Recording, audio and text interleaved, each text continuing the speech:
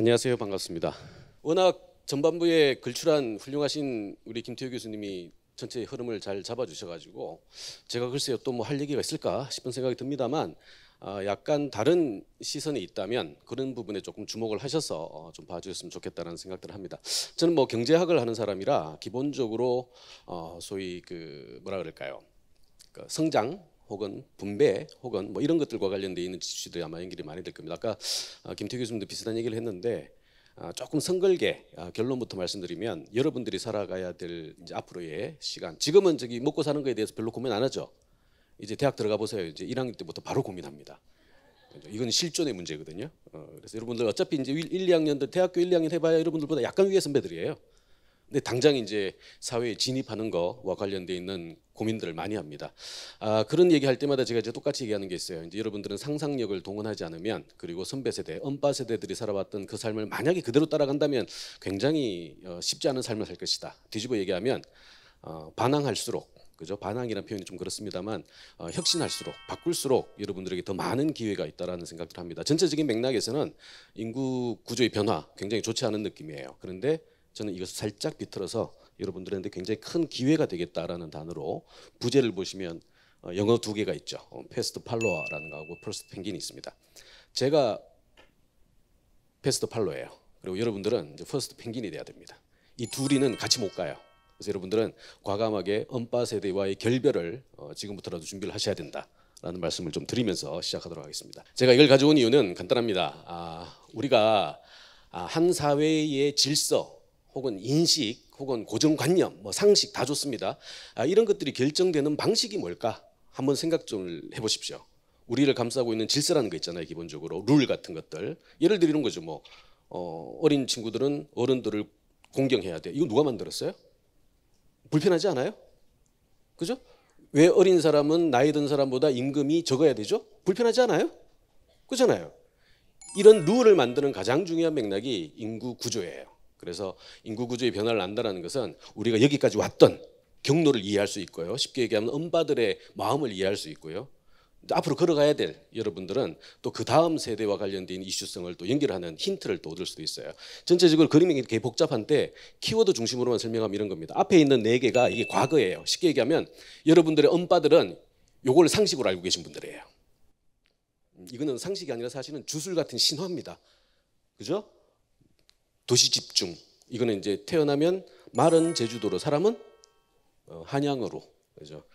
2000년, 3000년 이상 한국에서는 태어나면 어쨌든 공부 다 잘할 거라고 가정을 해요. 그래서 다 서울로 보냅니다. 그러다 보니까 도시 집중. 그러니까 이제 여러분들이 계신 지방 지역은 청년이 없으면 경제가 돌아가지 않거든요. 그래서 굉장히 힘든 상황들이 벌어지고요.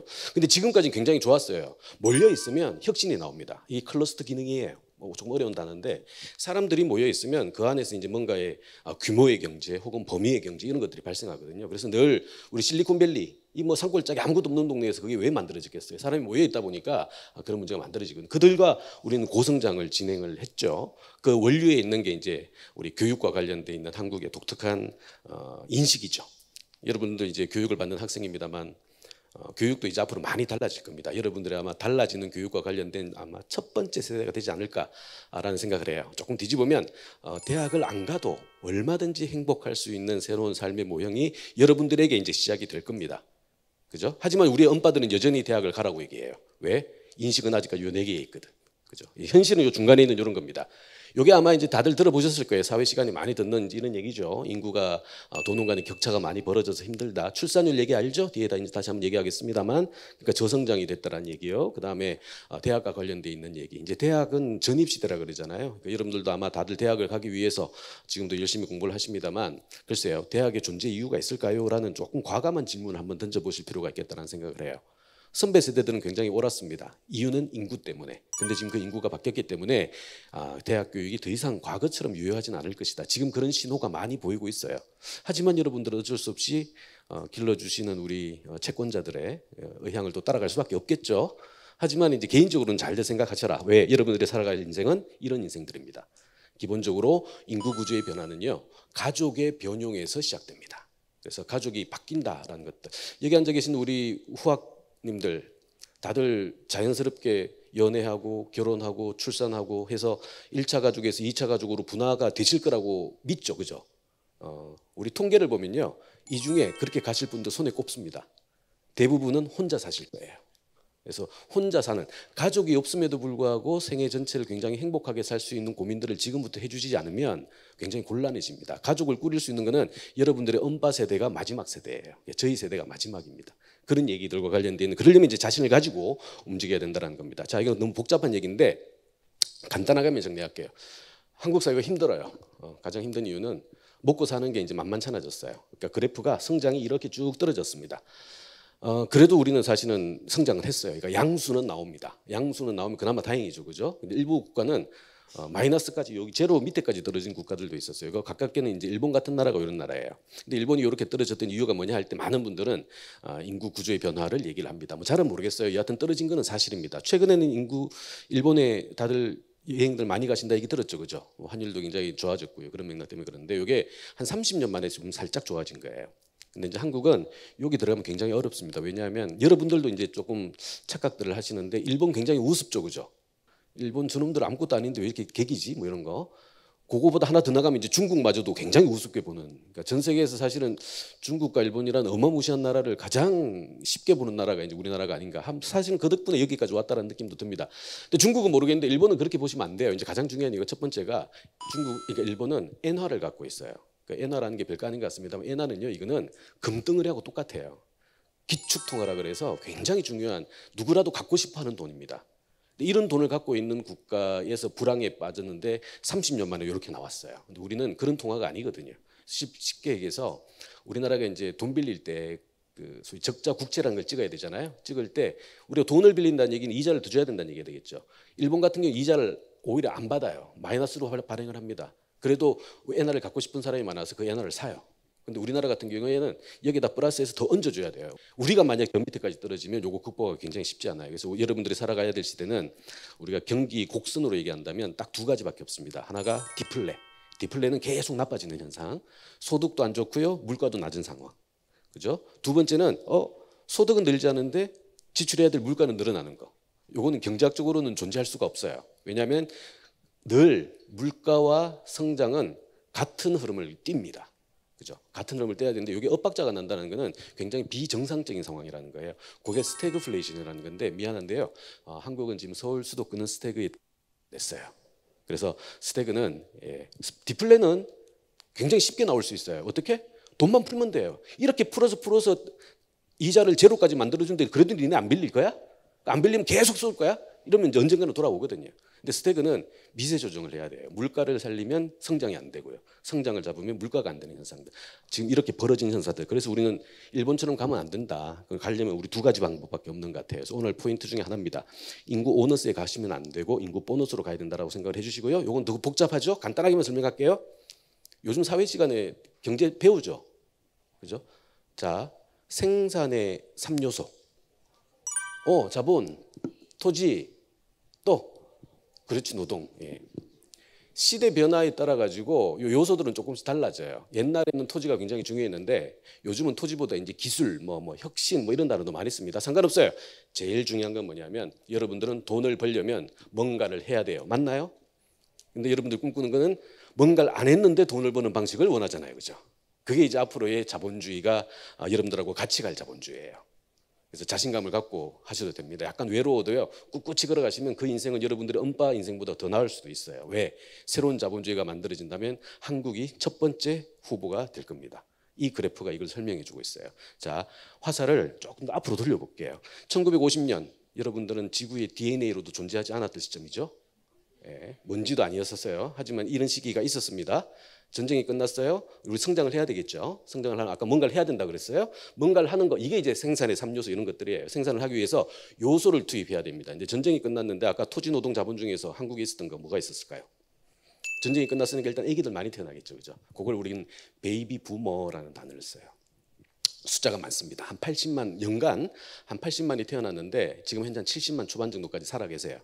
그분들 멀리 있는 분들 아닙니다. 아마 여러분들의 빠른 할아버지 정도, 할머니 정도 수준. 우리 58년 개띠들이 대표적이에요. 지금 65세 진입하신 분들. 자, 이분들이 숫자가 많아요. 당연히 전쟁 끝났으니까 많이 태어났죠. 숫자가 많은데 여러분들도 다들 이따가 점심 드실 때 다들 젓가락질은 기본적으로 눈 감고도 다 하잖아. 그죠? 젓가락질 한다는 건 굉장히 좋은 거예요. 왜냐하면 초기 단계에 있는 조립 가공과 관련된 굉장히 경쟁력을 일단 태어날 때부터 갖고 있다는 얘기거든. 그러니까 손이 이렇게 해서 우리 많이 듣잖아요. 젓가락 문화에 있는 친구들이 소위 노동 공급형의 성장 모형을 굉장히 잘 만들어냅니다. 숫자도 많은데 다 젓가락질해요. 그 중에 일부는 또 대학까지 보내요. 그죠? 그러니까 굉장히 우수 인재가 되겠죠. 이분들이 열심히 개발경제 초기니까 몸값은 저렴해요. 이런 노동 레이버라는 게 한 단위가 투입되면 결과가 하나가 나올까요? 어떨까요? 더 많이 나오겠죠. 그죠? 그래서 이걸 우리는 인구 보너스라고 표현합니다. 그런 노동력 덕분에 조립 가공 기초, 우리는 빨간색이에요. 뒤늦게 뛰어들었는데 선진국들이 이제 인건비가 높아져 가지고 버렸던 산업들을 한국이 그대로 따라온 거예요. 그죠? 그래서 우리는 fast follower라는 단어를 써요. 빠른 추격자 이론이죠. 그래서 처음에 조립 가공 기초 고부자에서 2024년 현재 한국은 선진국들을 추월을 했어요. 동의하실지 안 하실지 모르겠습니다만 한국은 선진국입니다. 여러분들은 선진국의 아이들이에요. 동의하세요? 예, 맞아요. 선진국이에요. 굉장히 보통 선진국 하면 자, 고성장, 저성장. 저성장? 고성장? 선진국은 저성장이에요. 왜냐하면 대충 성장이 다 끝난 국가들이거든. 그러니까 추가적으로 뭔가 필요하진 않아요. 여러분들 집에도 냉장고에다 김치 냉장고 하나씩 다 있잖아. 그죠? 이 정도 되면 더 이상 욕구는 없거든. 그래서 다 있어요. 그래서 보통은 성장의 욕구가 제한되는 국가들이 소위 선진국이라고 표현해요. 근데 많이 못 벌면 세금도 적게 내겠다. 그죠? 그래서 저성장과 재정난은 선진국의 공통의 두통거리예요. 그러니까 선진국 중에서 성장도 안 되는데 돈도 없는 나라 대부분이에요. 한국도 지금 이제 그런 상황이 접어들었죠. 그러니까 작년에 한국의 성장률 혹시 얼마인지 아세요? 성장률 작년에 3% 아니에요. 1.4% 있어요. 우와죠. 대단하죠. 작년에 선진국 기준에 우리나라가 가장 압도적인 선진국이에요. 왜? 우리나라가 1.4% 했거든요. 선진국은 저성장이라 그랬죠. 미국은 얼마나 했을까요? 미국은 4% 했어요. 미국은 더 이상 선진국이 아니에요. 그죠? 보통 2% 이하 떨어지면 이건 개도국이라고 표현하거든요. 그래서 미국은 선진국에서 개도국으로 떨어진 첫 번째 국가예요. 더 이상 이렇게 존경하거나 이렇게 부러워서 볼 필요 없어요. 우리나라가 압도적인 선진국이에요. 가장 낮아요. 웃자고 하는 얘기인데 왜 이렇게 안 웃어? 그죠?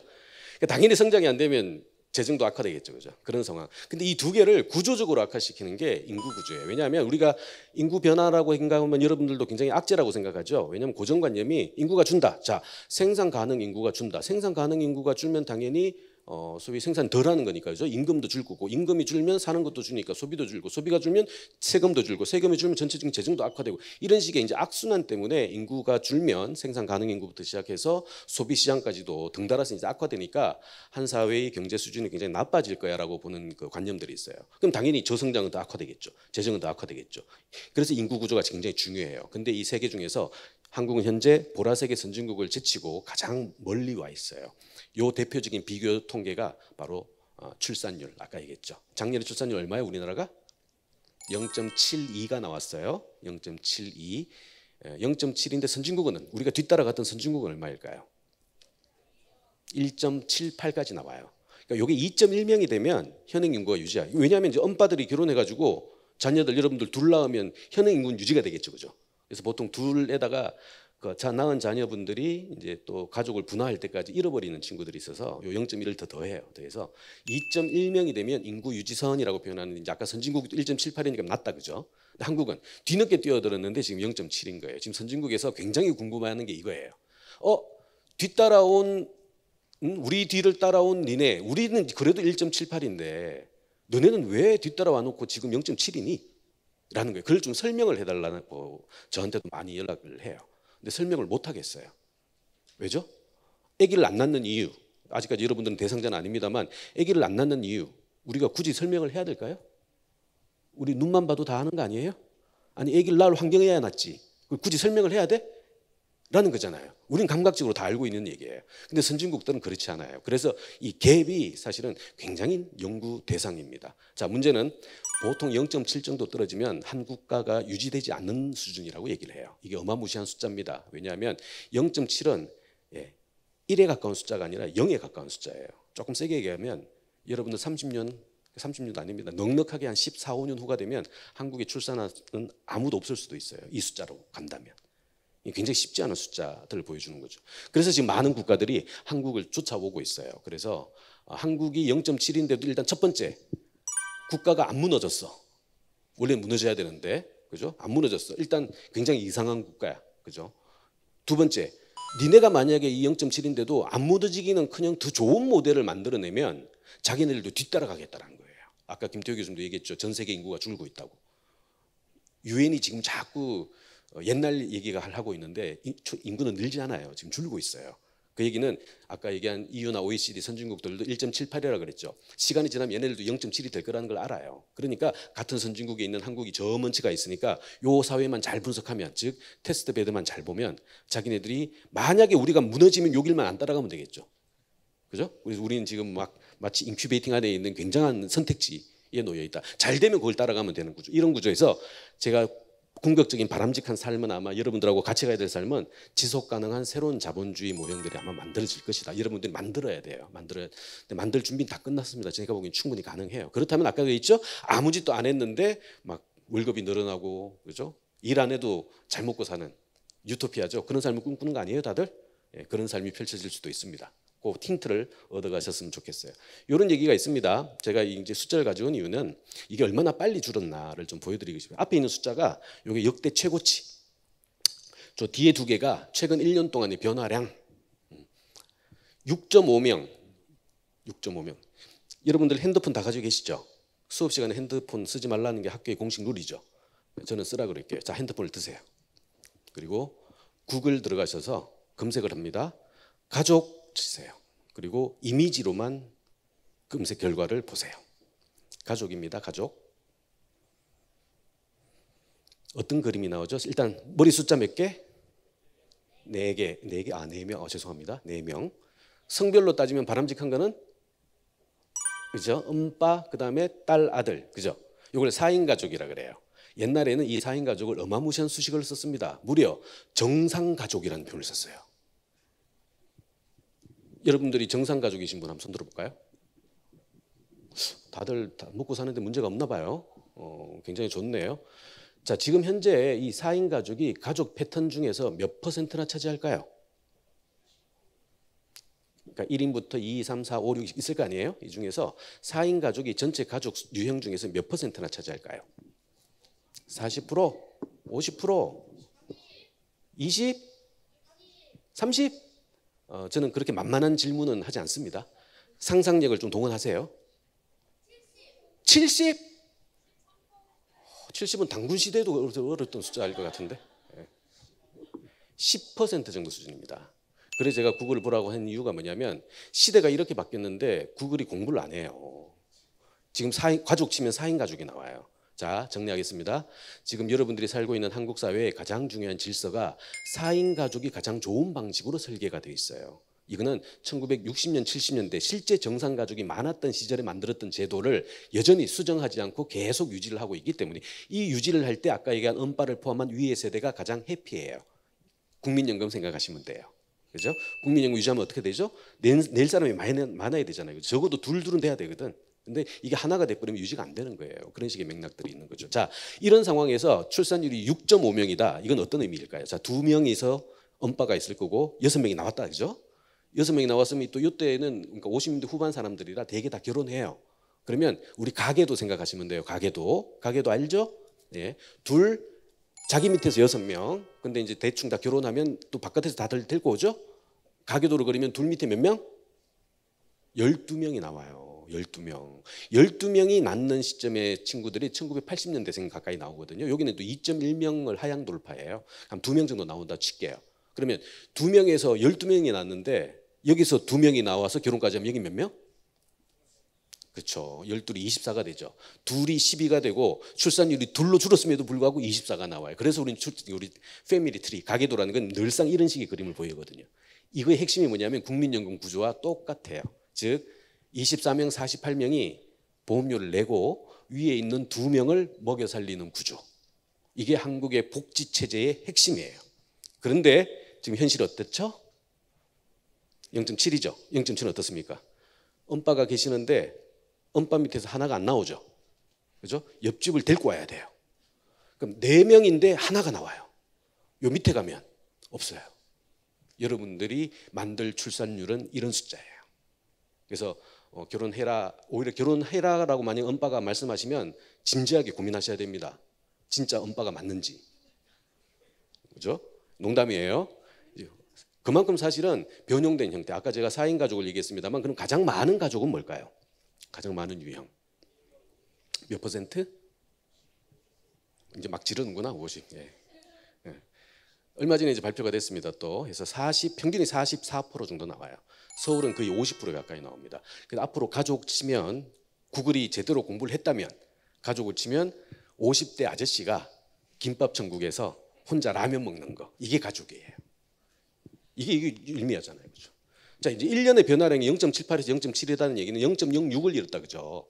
근데 이게 과거 5년치가 보통 0.05에서 0.06씩 줄어들어요. 그러니까 과거 5년치의 평균치만큼만 앞으로 줄어든다고 가정합시다. 근데 우리에게 있는 모수는 0.72예요. 이게 제로가 되려면 앞으로 몇 년 후?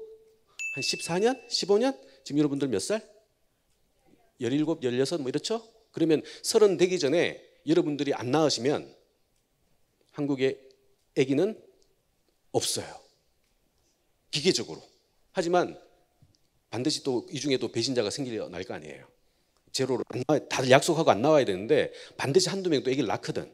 그죠? 그런데 한 친구도 우리가 없앨 수는 없잖아요. 살려줄게요. 이 친구 몇 살까지 살까요? 우리 얼마 전에 또 한국의 평균 수명이 발표됐습니다. 드디어 한국이 세계 랭킹 3위에 들어갔어요. 오래 살기에. 한국이 참 살기 어렵다고 얘기하는데 이 평균 수명은 계속해서 늘어나요. 독특합니다. 그래서 스트레스를 많이 주면 우리는 굉장히 오래 사는 국가 중에 하나인 것 같아요. 드디어 여자들은요 91세를 올라섰어요. 90세를 올라섰습니다. 여기서 5살, 10살 정도 까면 남자들이에요. 그래서 보통 한 87, 8세. 자, 그때 나온 친구들 살려줄게요. 그래도 한 90세까지 더해도 한 100년 후가 되면, 그러니까 여러분들이 한 3세대 후가 되면 전 지구에서 한국인은 없어지는 거예요. 그만큼 살벌한 숫자예요, 저 숫자가. 근데 아까 586 개띠 베이비 부모라고 표현했죠. 부모가 몇 명? 80만이 태어나서 70만 정도 있다 그랬죠. 그걸 가지고 부모라고 표현했는데 중간에 보면 출산화가 102만이 있네요. 저게 뭘까요? 베이비 부모는 통계가 잘못 잡혀 있어요. 한국의 베이비 부모는 요 100만이 넘는 여기 있는 사람들이 진짜 베이비 부모입니다. 아마 여러분들의 엄빠 세대에 해당할 거예요. 저 나이 또래에 있는, 저건 70년 개띠입니다. 70년 개띠 엄빠들 계시죠? 네.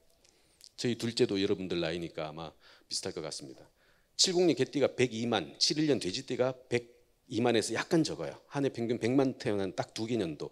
자, 지금 586 개띠가 65세가 되는 시점은 굉장히 중요한 게 뭐냐면, 아까 얘기했죠. 국민연금을 내지 않고 이제 보험료를 내지 않고 수급하는 연령대예요. 아까 얘기한 위로 올라가 가지고 나 먹여 살려라고 하는 이제 우리 복지 구조의 대표적인 이제 객체가 되는 사람이거든요. 자, 이분들이 이제 보험료 이제 냈으니까 돈 주세요 하면 밑에 애들이 이제 많아가지고 이제 줄 수 있으면 아무 문제가 안 되는데, 아까도 이런 흐름 안에서는 곤란해지거든요. 근데 아까 70만 이 정도 올라갔는데 벌써 국민연금 개혁하는 얘기들이 많이 나오고 있잖아요. 굉장히 어려운 얘기거든요.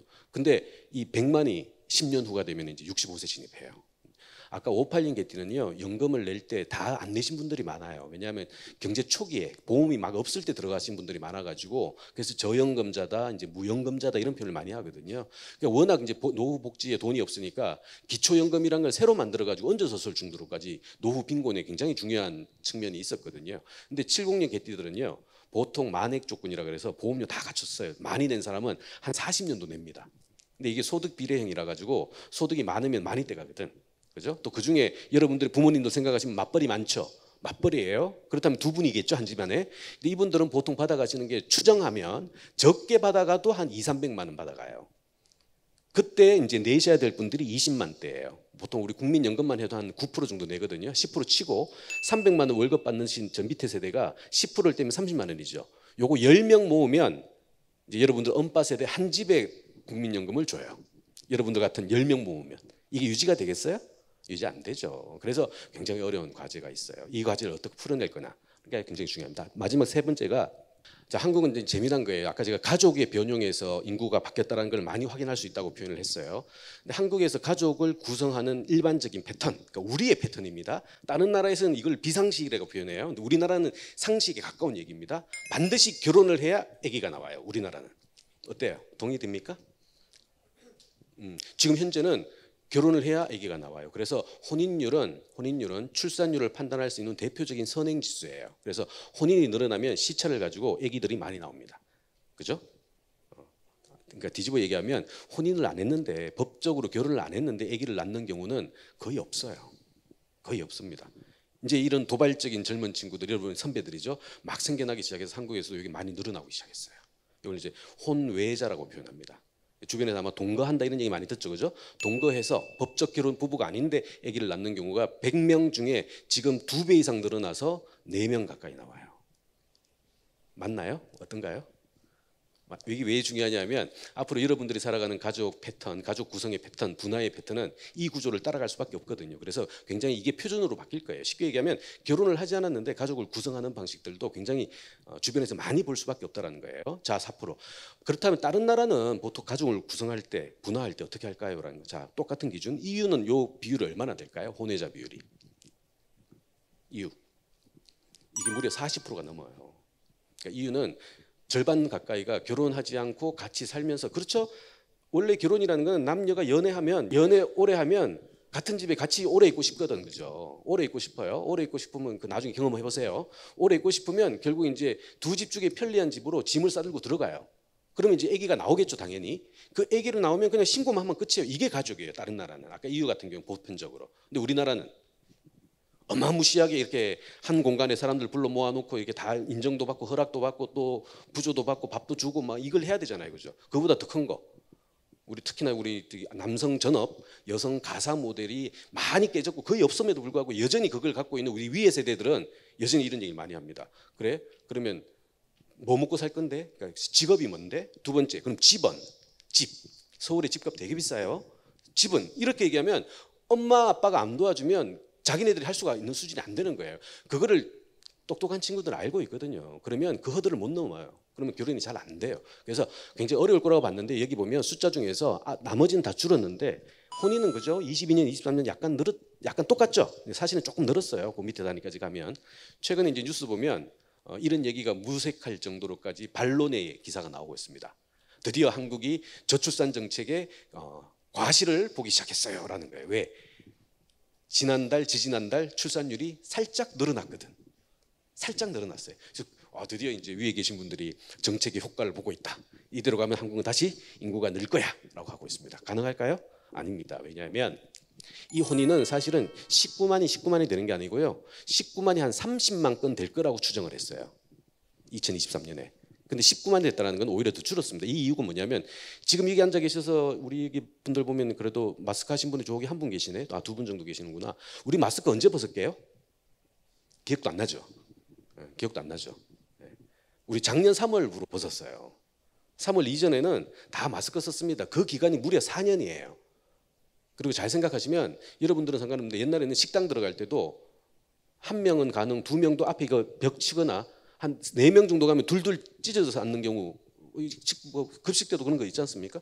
근데 그렇게 있다 보니까 집단 생활 혹은 집단적인 이벤트 같은 것들을 포기하거나 연기하는 관련이 굉장히 많았었어요. 대표적인 게 결혼 같은 것들입니다. 그래서 작년에 3월에 이게 풀리면서 4년 동안 무려 못했던 결혼들이 일거에 몰릴 것이다. 그래서 보복 결혼이 축적이 되면 19만이 아니라 30만 건. 그래서 앞으로 2년 동안 출산율은 대거 늘어날 것이다 라고 사실은 기대를 했었어요. 근데 4년치를 반영했는데도 거의 똑같거나 약간 늘어났다는 얘기는 저걸 제대로 반영하면 사실은 더 줄었다는 것을 의미합니다. 굉장히 쉽지 않은 상황들을 확인할 수가 있죠. 자, 요거는 이제 같은 교육이니까 이제 제가 한번 얘기를 할게요. 아까 그때 했으나 여러분들의 엄빠들은요, 굉장히 여러분들을 사랑합니다. 사랑하는 건 둘째치고요. 더 좋은 거는 여러분들이 대한민국을 먹여 살릴 동량이라고 확신을 하세요. 특히나 태어나자마자부터는. 지금 이 정도 되면 이제 서서히 엄빠들도 고민합니다. 이걸 얘를 잘 기르는 게 이게 나한테 도움이 될까 안 될까를 판단을 하죠. 아마 여기 계신 분들은 다들 그래도 가계에 훌륭한 자원을 쓰고 있는 이 투자에 가까운 인재일 것 같은데, 아니신 분들은 이제 중고등학교만 돼도 엄마들이 학원도 줄이고 이제 네 인생 대충 살아 이제 이런 식으로 가는 경우도 있어요. 이제 중요한 거는 뭐냐면 한국은 태어나면 기본적으로 고학력 대기업 모델을 추종합니다. 자, 이 얘기는 간단해요. 아까 58년 개띠가 전쟁이 끝나고 나서 자, 공장에 딱 들어가서 일을 합니다.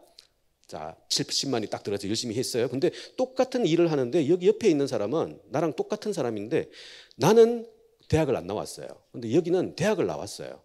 근데 똑같이 일을 했는데 1년 지나고 나니까 이 친구는 나보다 임금이 더 뛰어. 그리고 승진을 하네. 근데 나는 그걸 못하는 거예요. 그러면 내가 어떤 생각을 할까요? 일단 첫 번째 부러울 것이고, 더 중요한 거는 내가 낳은 애는 내 길을 따라가도록 해야 될까요? 이 길을 따라가도록 해야 될까요? 이 길을 따라가도록 해야 되겠죠. 그래서 한국은 아까 우수 인재가 한 단위 투입되면 하나가 더 나오는 현상들, 이건 이제 인구 보너스라고 표현하는데 이게 굉장히 독특해요. 독특한 구조를 만들어냅니다. 자, 여러분들의 엄빠들 보면 대학 나오신 분들이 꽤 많이 있을 거예요. 엄빠들이 대학을 나온 이유 바로 586 개띠들의 할아버지 할머니가 대학을 안 나왔기 때문에 엄빠들이 대학을 나온 거예요. 그 현장에서 그걸 경험한 거거든. 근데 우수 인재예요. 그러니까 이 친구가 우수 인재예요로 설명할 수 있는 가장 좋은 방식이 뭐가 있을까요? 여기 3명이 있는데 이 3명 중에 누군가가 이 친구가 우수 인재예요. 이 친구가 진짜 머리도 좋고 IQ도 얼마고 성적이 뭐고 이거 설명하려면 힘들잖아요. 그죠? 설명하지 않고 셋 중에 누가 봐도 뭐 하나만 딱 얘기하면 얘가 가장 우수해라고 레떼르를 붙여줄 수 있는 게 뭐가 있을까요? 한국에서는 대학이잖아요. 그러다 보니까 무조건 고학력이, 그러니까 서울에 와야 되는 거예요. 이 구조를 갖고 있는. 근데 이 대학 진학률이 최근에 줄고 있어요. 왠지 아세요? 여러분들의 엄빠들은 얼추 대학을 다 나왔거든요. 뒤집어 얘기하면 대학을 나와서 지금까지 살아보니까 대학이 그러지 결정적이지를 않아요. 두 번째, 대학을 나와가지고 우수인재의 대접을 받는 것은 바로 과거의 고도 성장이 유효할 때 가능한 전략이에요. 미국만 하더라도 현재 화이트 칼라가 블루 칼라보다 임금을 더 적게 받고 있어요. 무슨 얘기인지 아시겠어요? 산업의 구조가 패턴이 바뀌면 고성장일 때 먹혔던 산업 구조가 저성장일 때는 먹혀들지 않아요. 그렇다면 이거에 가장 맞는 방식으로 우수인재의 재편이 그 개념의 정의가 바뀌어야 되는데 지금 여전히 한국은 선진국인데 개도국의 마인드의 이 교육 체계가 여전히 있다라는 거예요. 그러다 보니까 다들 서울에 오죠. 서울에 오면 서울은 고밀도 공간이 돼요. 다들. 서울 와보시니까 사람들 굉장히 많죠. 고밀도 공간은 살기 어려워요. 살기 어렵다는 얘기는 자녀를 낳기가 굉장히 쉽지 않다는 얘기입니다. 아까도 있던 스태그플레이션이 심하단 말이에요. 그런 상황에서는 사실은 출산은 택도 없고요. 그러니까 결혼은 택도 없고 연애도 해서는 안 돼요. 연애라는 건 사실은 가성비가 굉장히 떨어지는 일이거든. 그죠? 합리적이고 효율적인 아담 스미스의 우리 후예라면 가성비를 생각을 해야 돼요. 내가 얘랑 사귀면서 투여되는 비용하고 얻을 수 있는 만족이 어떤 게 더 큰가? 당연히 큰 방향으로 움직여야 되거든. 근데 이 디플렛 시대 그리고 스태그 시대, 적어도 서울에서는 고밀도 공간에서는 연애의 경제학은 답이 안 나와요. 두 번째, 출산은 더더욱 안 나옵니다. 결혼은 더더욱 안 나와요. 그래서 서울의 출산율이 가장 낮습니다. 한국은 17개의 광역 지자체가 있는데 서울을 중심으로 거리가 멀수록 출산율이 높아요. 근데 여기 높은 친구가 여기 살면 아까 얘기한 높은 출산율을 낳겠죠. 근데 한국은 고학력 대기업 모델 때문에 어지간하면 다 서울로 와요. 그러면 고학력으로 계산됐는데 사실은 몸은 여기 저출산에 있잖아요. 이 갭이 사실은 인구 구조, 한국의 인구 구조의 가장 중요한 특징 중에 하나예요. 그걸 못 넘기니까 혼자 사는 사람들이 많거든. 자, 여러분들 영화 같은 거 많이 좋아하죠? 이거 한번 생각해 보세요. 지금 여러분들은 뭐 공부를 못해도 학원 가는 건 기본 상식이잖아요. 그렇죠? 미국의 영화나 드라마를 봤는데 여러분들의 같은 나이에 있는 친구들이 공부하는 거 보셨어요? 잘 생각해 보세요. 어떤 영화, 어떤 드라마에서도 10대가 책상에 앉아가지고 공부하는 거 보신 분? 못 봤죠? 걔네들은 공부 안 하는 게 기본값이에요. 왜? 걔네는 대학 진학률이 30% 조금 넘거든요. 한국은 10년 전에는 이게 86까지 갔었어요. 지금은 많이 낮아져서 73, 4 정도 갑니다. 그래도 많이 가는 거예요. 사실 전 세계에서 한국의 대학 진학률이 압도적으로 높아요. 이런 이유 때문에. 그렇다면 선진국에서도 만약에 대학을 보내가지고 우수인재라는 아까 레떼를 줄 수 있다면 선진국은 당연히 대학 진학률이 100%가 돼야 되겠죠. 선진국 엄마들은 바보라 가지고 이 대학 진학률에 30% 묶여 있을까요? 바로 산업 구조가 재편되고 더는 대학을 가지 않아도 평생을 살아가는데 걸쳐 있는 여러 가지 기대 효과가 충분히 있다라는, 즉 다양한 삶을 살아도 인생 전체에 만족할 수 있는 선진국의 마인드라든가 환경이라는 걸 알고 있기 때문에 굳이 공부하려면 또 갈등들을 일으켜야 되잖아요. 여러분들도 엄빠랑 싸우는 가장 중요한 이유가 공부 때문 아니에요? 가뜩이나 소중하고 눈에 넣어도 아프지 않은 이 친구들을 왜, 만약 본인이 인식이 맞아서 공부가 되면 좋은데 그런 친구들 잘 없잖아요. 누가 태어날 때부터 공부가 맞는 사람이 있겠어요. 근데 그게 또 사회 집에 이제 갈등의 원인이 되는 거거든. 이런 것들이 과거에는 유효했는데 지금 유효하지 않다라는 거예요. 깨져야 된다는 거고, 이게 이제 출산율입니다. 보시면 한국이 파란 거에 빨리 줄죠. 예, 빨리 줄어요. 다른 나라 어떤 나라 줍니다. 그래서 한국은 인구가 줄어드는 국가 중에 하나예요. 늘어나는 국가가 아닙니다. 조금 더 보면 아까 김태우 교수님도 얘기했는데, 자 1970년에 전 지구 평균 출산율이 5명이었어요. 아까 6명이 만들어지는 효과 보여드렸죠. 5명, 전 지구 평균이 5명 정도 되면 어떤 일이 발생하느냐 하면 지구는 중력 때문에 붕괴돼요. 그렇지 않겠어요? 2명이 5명이 나고 5명이 10명, 20명이 나오고 20명이 40명이 될 텐데, 그죠? 그 어마무시한 일이 벌어집니다. 근데 이때부터 사실은 그래서 지구 생태계를 지키는 이 일을 해야 돼라고 해가지고 기업의 존재 이유도 여러분들이 관심 있는 뭐 기업의 사회공헌, ESG 뭐 이런 것들이 원료가 여기 나오는 거거든. 그 덕에 사실은 출산율이 2.1명까지 줄었어요. 많이 줄었습니다. 지금은 아마 통계상 아마 2.1명 언저리에 있을 확률이 높아요. 정리하면 아마 전 지구 인구는 지금 82억 수준에서 약간 늘어도 85억 정도 그 이상 늘지 않을 겁니다. 지금까지는 아까 부머라는 표현을 썼어요. 이딴 표현은 뭐냐면 많은 숫자 중에서 우수한 인재를 골라 써서 집어넣어도 여기까지 성장을 해왔어요. 근데 앞으로는 사람을 중시하지 않으면 성장하기 어려운 사회가 벌어집니다. 근데 이 사람을 중시한다는 표현 아까 이제 김태경 교수님 똑같은 얘기인데 중시하려면 똑같이 그 중시되는 방식으로 쓸 수 있는 일자리나 고용이나 산업들이 이루어져야 돼요. 그러면 여러분들은 골라 잡아서 갈 수가 있습니다. 근데 그 모델이 신자유주의, 신자본주의 모델의 핵심인 거예요. 즉 이렇게 보시면 다 2.1명 이하예요. 아프리카 빼고는 출산이 다 줄고 있습니다. 그죠? 더 독특한 거는 인구는 두 가지 측면에서 줄거든요. 첫 번째가 자연 증감이에요. 출생에서 사망을 뺀 게 마이너스면 인구가 줄겠죠. 두 번째 이렇게 주는데도 이런 주는 나라가 되게 선진국이거든. 그럼 해외에서 막 들어와요. 해외에서 들어오면 또 총인구는 늘어나요. 전 세계에서 총인구가 줄어드는 첫 번째 국가가 일본입니다. 일본이 2000년에 자연 감소가 있었고요. 2010년에 총인구가 줄어드는 첫 번째 국가가 됐어요. 한국이 아쉽게도 두 번째 국가입니다. 우리나라 인구 줄고 있습니다. 늘어나는 국가 아니에요. 근데 내용을 보고 보면 한국이 사실은 압도적인 1등이에요. 우리가 조금 뒤늦게 뛰어들어가지고 아쉬워서 2등을 한 건데 아마 우리가 제대로 들어갔으면 어떤 2등도 못 따라오는 굉장히 큰 격차의 1등을 기록했을 겁니다. 일본이 10년 걸렸다 그랬죠. 한국은 얼마나 걸렸을까요? 자연 감소에서 총인구 감소로 넘어가는 거. 일본이 10년, 한국은 3년, 2년, 5년? 예, 단위를 바꾸세요. 10년, 요거 단위죠. 10개월이에요. 여러분들 바로 위에 있는 선배들이 이런 에너지를 가지신 분들이에요. 한번 낳지 말자 그러니까 이렇게 안 나요. 여러분들 더 따라갈 거 아니에요, 그죠? 이건 유지불능이에요. 자, 일본이 첫째, 한국이 두 번째, 세 번째 국가가 발생했습니다. 재작년에 차이니즈 중국. 네 번째 들어갈 거라고 나왔을 거라고 확정해요. 네 번째 국가. 한국이랑 반도체 싸움하는 국가. 대만. 다섯 번째가 유력한 국가가 하나 있습니다. 경기도 다낭시. 어디? 다낭 안 가봤구나. 요즘 뭐 홈쇼핑 뭐 들면 다 나오는데. 베트남. 잘 봐요. 일본, 한국, 중국, 대만, 베트남. 공통점. 아시아. 두 번째. 젓가락질. 세 번째. 젓가락질 하면서 세 번째. 교육이 중시되는 유교권이에요. 그러니까 이동을 해야 돼. 특히 중국은 어마무시하게 중국은 원래 이동 못하게 돼 있어요. 근데 이 동부에서 서부로 일자리 찾아가지고 막 2, 3억 명이 움직입니다. 우리나라는 이렇게 출산을 주는데 중국은 이렇게 줄어요. 그래서 앞으로 중국 경제 보면 굉장히 재미난 현상입니다. 이게 중요한 포인트예요. 자, 마지막 이제 정리하겠습니다. 이게 이제 현실인 거고요. 자, 이 정도로만 정리할게요. 지금 그래서 586 개띠들이 아까 1차 추진체라고 표현했습니다만 선배들이 만들어낸 전통의 제조업을 나라 밖에 팔아가지고 우리가 알고 있는 재벌 같은 대규모 기업 집단을 만들어냈던 모델. 근데 이게 계속하면 좋겠는데 잠재 성장률이 2%까지 떨어졌다는 얘기는 이 모형이 더 이상 기능하지 않는다는 얘기예요. 그리고 선진국은 제조업으로 먹고 사는 국가가 아니에요. 보통 선진국은 GDP 중에서 제조업 비중이 20%를 안 넘어요.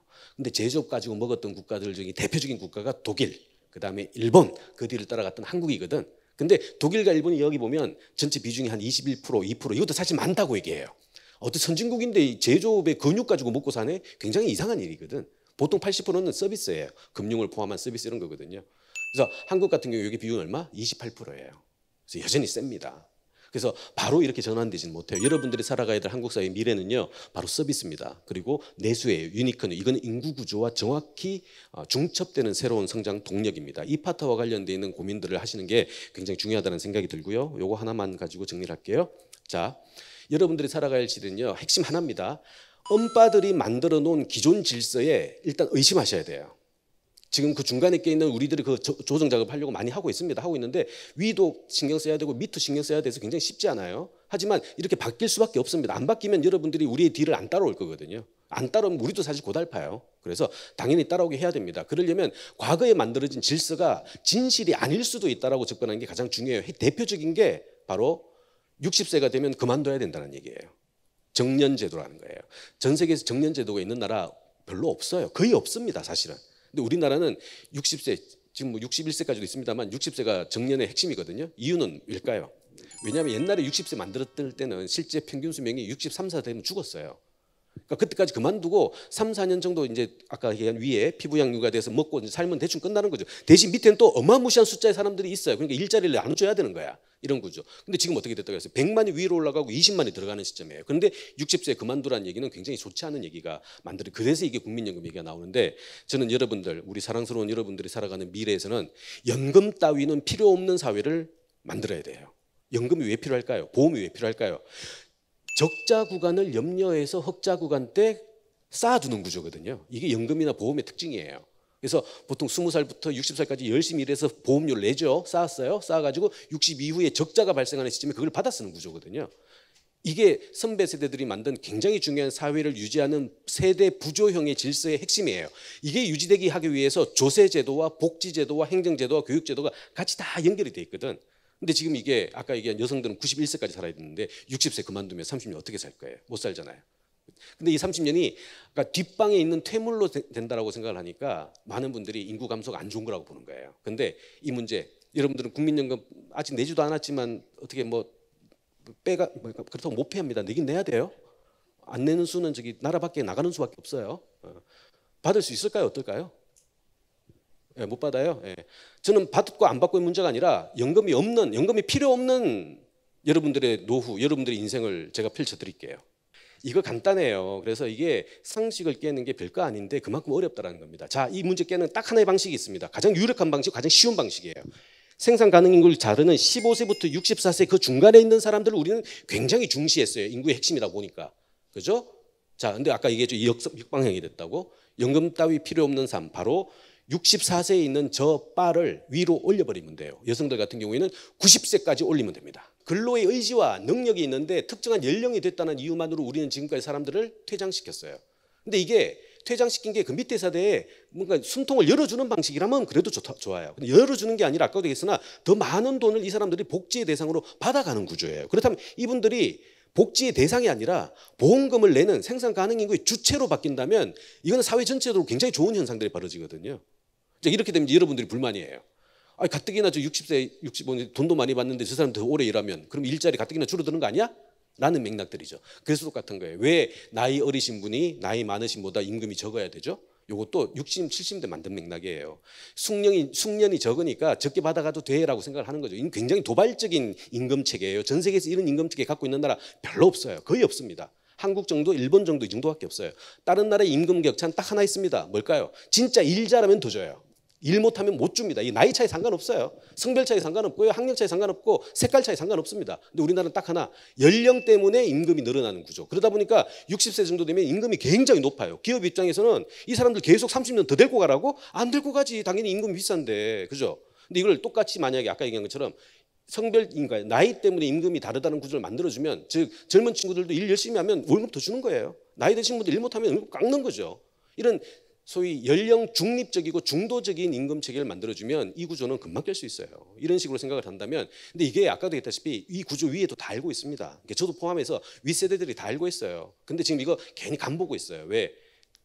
이거 만약에 개혁하면 이제 나부터 돈 적게 받아야 돼요. 그럼 나도 집에 여러분들 같은 자녀가 있는데 그럼 난 어떡하라고? 이런 이제 기성 이익들, 기존 이익들을 조정하는 과정이 그만큼 쉽지 않아요. 근데 아까도 했죠? 여러분들의 엄빠들이 대한민국에서는 거의 대부분 대학을 나온 첫 번째 세대, 그리고 대학의 소위 무용론과 관련되어 있는 경험들을 몸소 하신 분들, 그래서 대학 진학률이 굳이 뜻이 맞지 않는다면 안 가도 되라는 방식을 얘기해 줄 수 있는 과감한 엄빠들이 생겨났거든요. 그분들이 아까 얘기한 70년 개띠들이에요. 플러스 마이너스에서. 그래서 이분들이 생산 가능 인구에 남아있는 앞으로 10년 안에 아까도 얘기했던 한국의 질서, 공부를 잘 안 해도 먹고 살 수 있다는 거, 그 다음에 나이가 어려도 돈을 더 많이 받을 수 있다는 거, 더 중요한 거, 그 과정 안에서 새로운 산업의 패턴들을 만들어낸다면 지금까지 선배들이 살아왔던 경우와는 전혀 다른 맥락으로 아까 얘기한 뭐 진짜 일하지 않더라도 먹고 사는데 아무 문제가 없는 선진국형에 맞는 아마 고용구조, 생활구조들도 만들어지지 않을까라는 생각들 합니다. 고맙습니다.